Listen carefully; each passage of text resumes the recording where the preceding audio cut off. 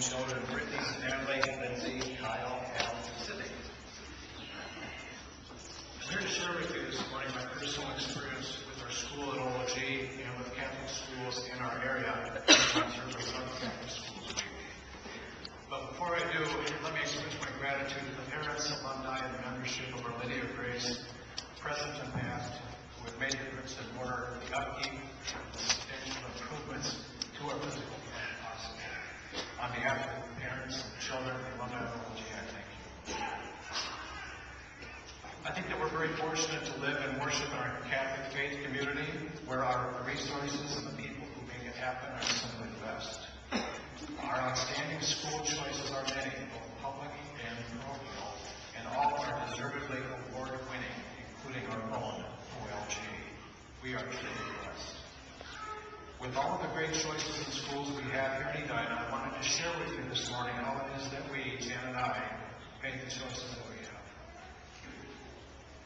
My experience here at Lady of Grace began with my own parents, Craig and Evelyn Johnson, who became members of OLG nearly 50 years ago.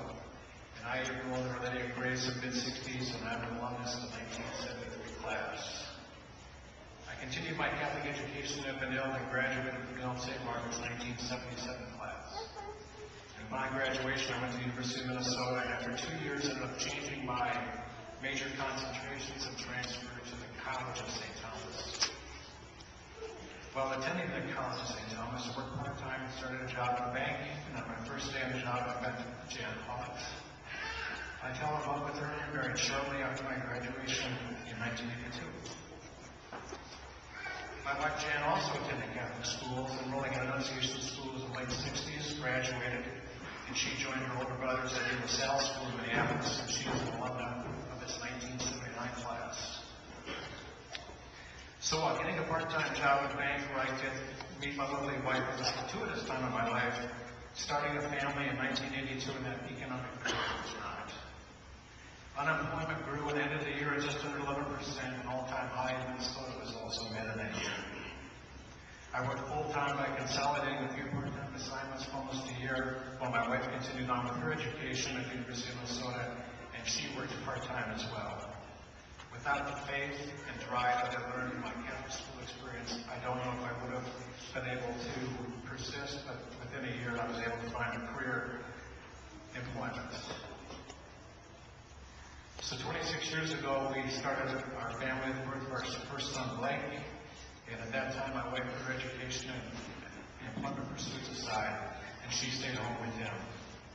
Blake needed a brother, so Derek was born 14 months later, 1985. Since the gender mix was out of balance, we had a daughter, Stephanie, 23 years ago, just this past week, and 2 years later, in 1989, we reversed the balancing effort and had another son, Keith. That was the 80s, and my wife Jan was very busy, full-time mom. Now the 90s come, and we're a family of 6 attending Mass here at OLG and sitting in the back room where many young families often do. Preschool tuition was not a big deal, but enough for my budget-conscious mind, and our children started school in the public school system here in Edina. Now there are sprinters and there are those who will go the distance in many sports. My wife had every sign of a sprinter, having 4 children in just 5 years.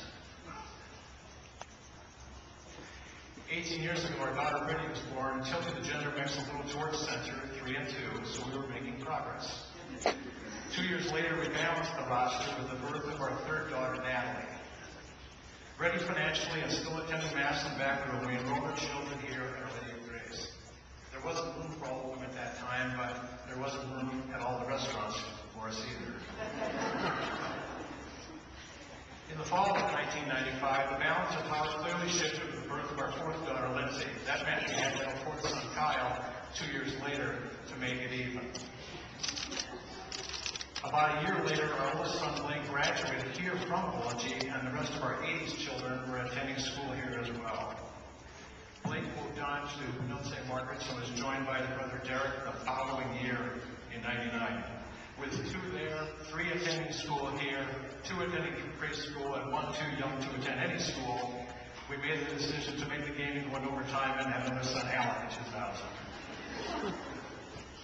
As you can probably guess, the boy-girl ratio of 5 to 4 simply wasn't the suitable outcome for this whole thing, so we had another girl the following year, Sydney, in 2000. finally blew game over 5-5. So you can see my wife posed as a sprinter when she really runs distance. And in her spare time, she completed her college education while working while being a full-time mom as well. Logistics are really important to a large family, as is our Catholic faith. So every one of our children has attended school here at OLG, and now our last 2 children are here. We have 4 at Benilde St. Margaret's, and 4 have graduated from Benilde St. Margaret's. Of the 4 who have graduated from BSM, 2 went on to the University of St. Thomas and 2 to the University of Minnesota, all fine schools. Our oldest sons quickly graduated from the University of Minnesota to St. Thomas, and today are graduate students at the London Business School and the Massachusetts Institute of Technology. I wouldn't be able to remember all the great teachers here that I had at OLG, and it's probably a good sign that I can't tell you the names of all the principals I had either. But I can tell you I will never forget the experience I had with a couple of teachers, namely Mr. Stichter and Mr. Bontorn, who really brought out not just my depth in mathematics, but mostly in creativity and critical thinking. For example, studying and learning social justice, not just social studies. Outside the classroom, I was an altar server. I volunteered at parish clothing drives. I was a member of the OLG choir, and at that time, George Carthage led not only the choir, but the junior high faith formation classes too. No one could have made more permanent my appreciation for the Catholic faith and the Gospels than he. And he made certain we had a deep appreciation for the Proverbs as well. In fact, when I went on to Benilde St. Margaret's, the faculty was very impressed not only with the academic history of a number of OLG classmates who went on to school there with me, but was very impressed with our faith knowledge. In college, my courses in the New Testament, and particularly in the letters of Paul, are the cornerstone of my Catholic faith and the foundation for my gift as a leader. For my wife Jan, not only staying married to me is a faith-based journey in itself, but to have with me a large family rooted in her Catholic education and community as well. When I look at our children today, we are exceptionally blessed to be where we are and where they're going and how they're getting there. They're not just learning from the academic environment from which they've studied, but they're all spiritually living the Word of Jesus Christ through their value-based service to others. This service to others has continued well beyond the requirements for the sacrament of confirmation, and I'm nearly certain that they all consistently would not have the commitment to serve others in their high school and undergraduate years as they have, were it not for the enduring, now embedded gifts that they receive in our Catholic schools. Being able to openly question, practice, and live our Catholic faith in the classroom environment is a great gift of giving my wife and I jointly made a commitment to share with our children from our own experiences. Other than love, if I could come away from my faith experiences here with one more gift, that gift would be the divine gift of forgiveness.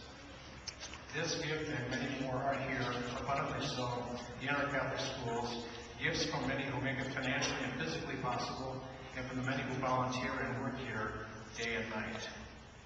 That brings my shared thoughts with you this morning to a natural close, and that is my deep appreciation to all who made my Catholic education possible, and for those who make it possible for others today, and for those who will make it possible for others tomorrow.